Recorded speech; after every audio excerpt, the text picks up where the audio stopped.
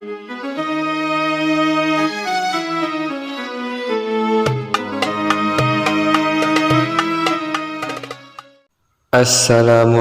warahmatullahi wabarakatuh. Bismillahirrahmanirrahim. Harapan dan doa saya semoga saudaraku semuanya selalu diberikan kesehatan, dilapangkan rezekinya, diampuni dosa-dosanya, dan dipanjangkan umurnya. Amin ya rabbal alamin. Allahumma sholli ala Muhammad wa ala ali sayyidina Muhammad. Sahabat beriman yang dirahmati Allah, ada beberapa hal yang bisa membuat seorang suami dianggap berbuat durhaka kepada istri dan akan mendapatkan ganjaran serta mendapatkan laknat dari Allah Subhanahu wa ta'ala. Lalu, apa saja perkara yang dilaknat oleh Allah Subhanahu wa ta'ala? Yang pertama adalah menjadikan istri sebagai pemimpin rumah tangga. Sebagaimana sabda Rasulullah Shallallahu Alaihi Wasallam, tidak akan beruntung suatu kaum yang dipimpin oleh seorang wanita. Hadis riwayat Ahmad. Saat ini banyak suami yang malas bekerja dan menyandarkan kebutuhan hidupnya kepada istri, sehingga secara tak langsung menjadikan istri sebagai pemimpin rumah tangga. Lalu yang kedua, tidak memberi uang belanja atau nafkah.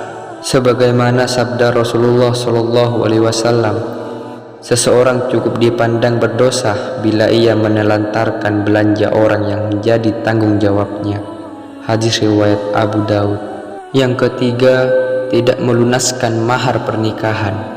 Sebagaimana sabda Rasulullah Shallallahu Alaihi Wasallam, siapa saja laki-laki yang menikahi seorang perempuan dengan mahar sedikit atau banyak, tetapi dalam hatinya berarti tidak akan menunaikan apa yang menjadi hak perempuan itu, berarti ia telah mengacuhkannya.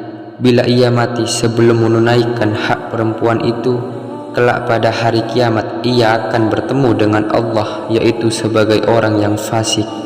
Hadis riwayat Tabrani. Kemudian yang keempat, mengabaikan kebutuhan seksual istri. Suami yang berhubungan intim hanya untuk memuaskan kebutuhannya saja dan tidak peduli pada istrinya, sesungguhnya juga telah berbuat kesalahan.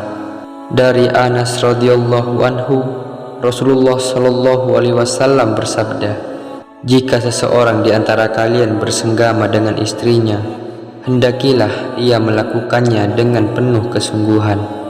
Selanjutnya, bila ia telah menyelesaikan kebutuhannya dan mendapatkan kepuasan, tetapi istrinya belum mendapatkan kepuasan, janganlah ia buru-buru menyelesaikannya sampai istrinya menemukan kepuasan. Hadis riwayat Abdur Razak dan Abu Ya'la Jami Kabir. Lalu yang kelima, berjima ketika istri haid atau melalui dubur. Dari Ibnu Abbas radhiyallahu anhu berkata, Umar bin Khattab datang kepada Rasulullah Shallallahu Alaihi Wasallam dan ia bertanya, ya Rasulullah, saya telah binasa. Beliau bertanya, apa yang menyebabkan kamu binasa?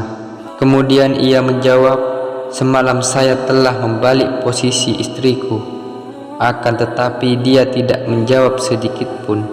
Lalu Rasulullah Shallallahu Alaihi Wasallam bersabda, istri kalian adalah ladang bagi kalian, maka datangilah ladang kalian di mana dan kapan saja kalian inginkan.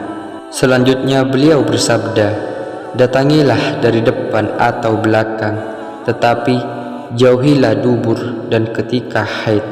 Hadis riwayat Tirmidzi. Yang keenam, menuduh istrinya berzina.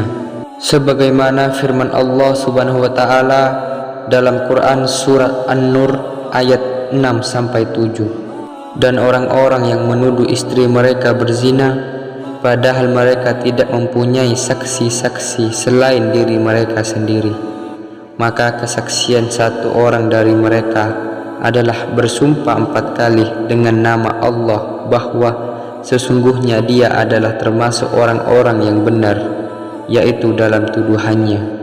Dan kelima kalinya ia mengucapkan bahwa laknat Allah akan menimpa dirinya jika ternyata ia tergolong orang-orang yang berdusta. Quran Surah An-Nur ayat 6-7. Kemudian yang ketujuh, memukul dan menjelek-jelekkan istri di hadapan orang lain. Dari Muawiyah Al-Husyairi, ia berkata, saya pernah datang kepada Rasulullah Shallallahu Alaihi Wasallam lalu bertanya, ya Rasulullah, apa saja yang engkau perintahkan untuk kami berbuat terhadap istri-istri kami?